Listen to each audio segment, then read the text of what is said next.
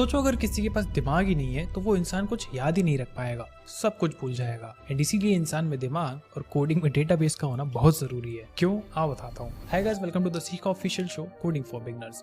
आज हम समझेंगे कोडिंग में डेटाबेस क्या होता है, और अगर आप एक वेबसाइट या ऐप बनाते हो उसमें डेटाबेस नहीं है तो वो वेबसाइट या फिर ऐप बस बिना दिमाग के इंसान जैसी हो जाएगा। और सबसे इंपॉर्टेंट, आप कैसे डेटाबेस सीखोगे एज अ बिगिनर, ये बात एंडिंग में बताऊंगा, इसलिए आखिरी तक देखना। ये दो मेजर प्रॉब्लम्स आपको हो सकती है अगर डेटाबेस आपको नहीं पता क्या होता। सबसे पहला तो जॉब ही नहीं लगेगी। अगर आपको डेटाबेस के साथ काम करते नहीं आता है तो कोई भी कंपनी आपको जॉब नहीं देगी, क्योंकि ये एक ऐसी चीज है जो आपको आना ही चाहिए अगर आप एक जॉब लेने जा रहे हो। दूसरी सबसे बड़ी प्रॉब्लम जैसे कि Amazon है। अब उसमें बहुत सारे प्रोडक्ट्स लिस्ट होते हैं, उनका नाम होता है, उनकी इमेज होती है। अब सोचो आप लॉग इन करो और आपको Amazon पे कोई प्रोडक्ट ही ना दिखे तो ना आप कुछ खरीद पाओगे ना वो कंपनी आपको कुछ बेच पाएगी। तो ये सारा जो प्रोडक्ट की इमेजेस और उसका टाइटल वगैरह ये सब डेटाबेस में स्टोर होता है, इसलिए डेटाबेस बहुत ज्यादा जरूरी होता है। तो आप डेटाबेस कितना जरूरी है तो आप समझ ही गए होंगे। अब डेटाबेस होता क्या है वो समझा देता हूँ। डेटाबेस इक्वल टू कंप्यूटर का दिमाग। जो कुछ भी ऐप में या फिर वेबसाइट में यूजर करेगा वो सब आपका डेटाबेस याद रखेगा।